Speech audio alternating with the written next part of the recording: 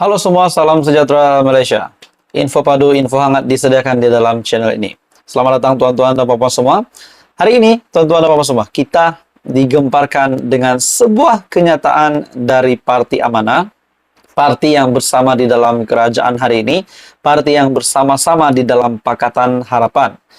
Saudara-saudara, kita digemparkan juga sebelum ini dengan sebuah kononnya ada satu gerakan ataupun kabar angin lah, satu gerakan untuk menggulingkan kerajaan Datuk Seri Anwar Ibrahim.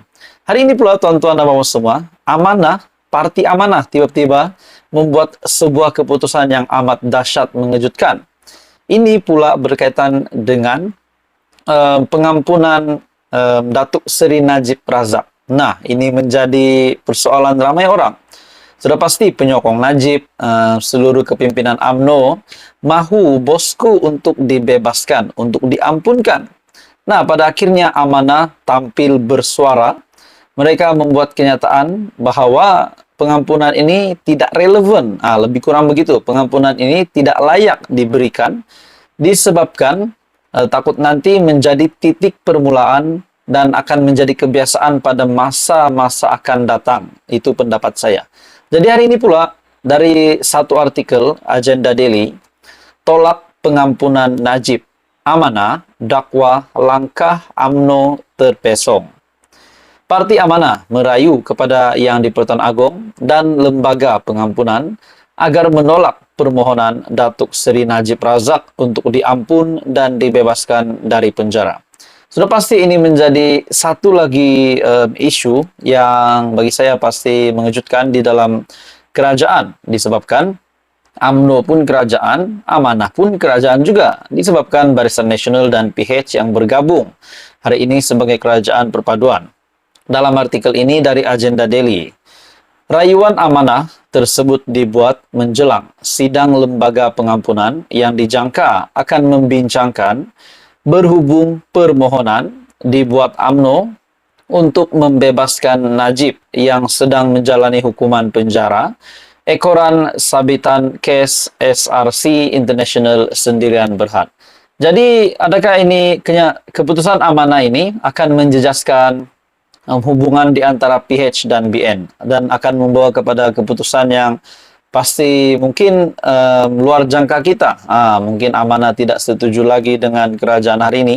Namun bagi saya setakat ini apa yang saya dapat teliti di sini, Amanah hanya membangkang tentang isu pengampunan Najib. Dalam kenyataan yang dikeluarkan pengarah komunikasi Amanah, Khalid Abdul Samad, parti itu berpendirian hanya dengan cara itu sahaja nama baik negara dan komitmen untuk memerangi rasuah dan penyalahgunaan kuasa dapat dijaga. Ini adalah berhubung dengan permohonan dibuat UMNO untuk membebaskan Najib yang sedang menjalani hukuman penjara ekoran kes SRC International Sendirian Berhad. Dengan penuh hormat dan takzim, kami dari Parti Amanah Negara ingin merayu kepada Agong dan Lembaga Pengampunan supaya permohonan pengampunan ini ditolak dan Najib terus dipenjarakan atas sebab kesalahan yang jelas telah beliau lakukan. Adakah dengan ini Najib Razak akan menghabiskan 12 tahun ataupun baki tempo hukumannya di penjara? Dalam artikel ini, hanya dengan itu rakyat akan yakin bahawa Kerajaan Perpaduan dan institusi Raja-Raja Melayu bersama Seri Paduka ingin menyelamatkan negara kita dari pandemik rasuah dan salah guna kuasa yang melandanya sekian lama, katanya dalam kenyataan yang dilaporkan oleh Harapan Daily. Lembaga pengampunan dikatakan akan bersidang dan membuat keputusan sama ada akan memberikan pengampunan kepada Datuk Seri Najib Razak atau tidak. Amanah juga menyifatkan pendirian lembaga itu sebagai satu peristiwa yang akan diikuti pelbagai pihak, bukan setakat rakyat negara ini, tetapi juga seluruh dunia. Keputusan yang dibuat akan menetapkan batu tanda yang penting dalam sejarah negara ini. Jadi saudara-saudara, apa komen Anda? Bagi saya ini pasti menjadi satu isu yang tergempar, ini pasti menjadi satu lagi kejutan kepada UMNO dan seluruh kepimpinan UMNO dan Datuk Seri Najib Razak sendiri. Jadi kita nantikan keputusan dari lembaga pengampunan bagaimana. Teruskan bersama di dalam channel ini. Jangan lupa tekan butang like, share, dan subscribe. Hai semua, salam sejahtera Malaysia. Saudara-saudara, tuan-tuan dan puan-puan, satu lagi pendedahan yang amat dahsyat luar biasa dari SPRM.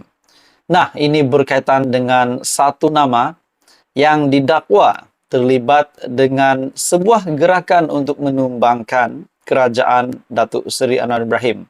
Untuk menggulingkan kerajaan yang ada hari ini, pimpinan Perdana Menteri Datuk Seri Anwar Ibrahim.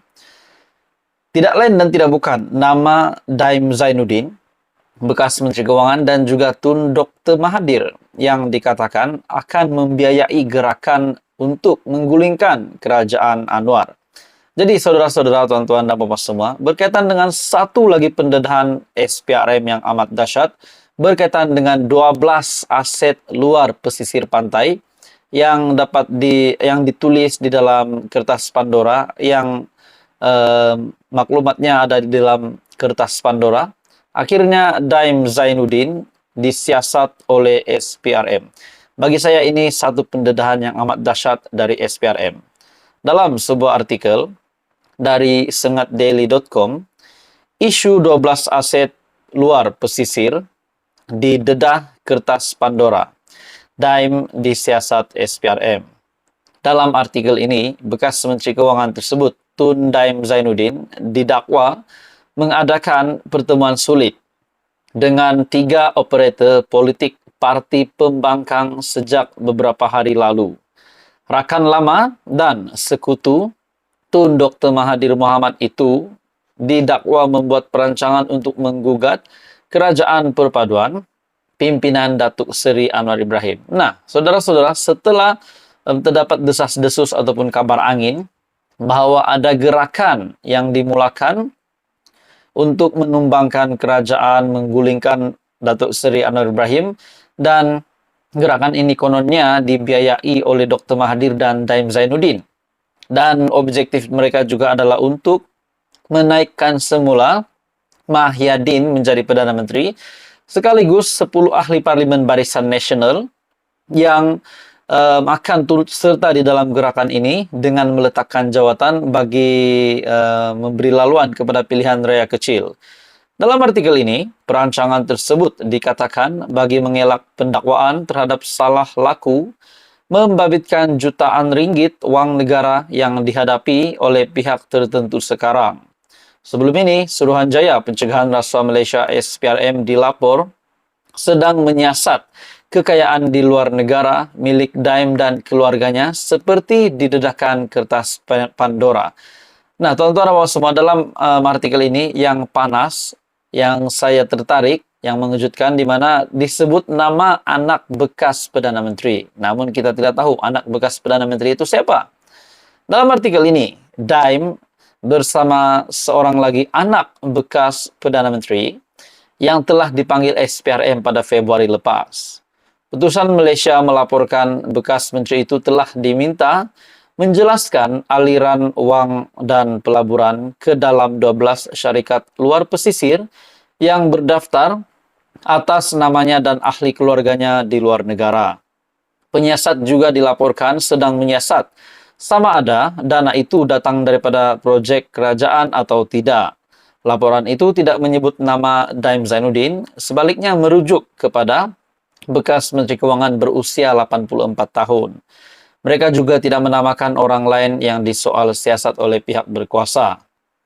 Sumber yang tidak dinamakan dilapor memberitahu media tempatan bahwa siasatan masih di peringkat awal dan lebih ramai orang mungkin akan disoal berhubung kertas Pandora tidak lama lagi. Aliran wang kepada pelaburan asing dan kemudian penemuan laporan kertas Pandora sedang dikaji dengan teliti dan siasatan sedang dijalankan. Individu yang dipanggil untuk disoal siasat tidak akan dinamakan seperti amalan biasa berhubung orang yang belum didakwa di mahkamah. Jadi bagi saya, saudara-saudara, ini pasti satu kejutan kepada Daim Zainuddin, di mana sebelum ini beliau dan Mahathir yang didakwa akan membiayai, kononnya ada gerakan untuk menumbangkan, menggulingkan Datuk Seri Anwar Ibrahim. Jadi akhirnya, saudara-saudara, SPRM umum kejutan di mana isu 12 aset luar pesisir didedah kertas Pandora, Daim Zainuddin disiasat oleh SPRM. Apa komen Anda? Teruskan bersama di dalam channel ini. Info padu, info hangat disediakan di dalam channel ini. Jangan lupa tekan butang like, share, dan subscribe.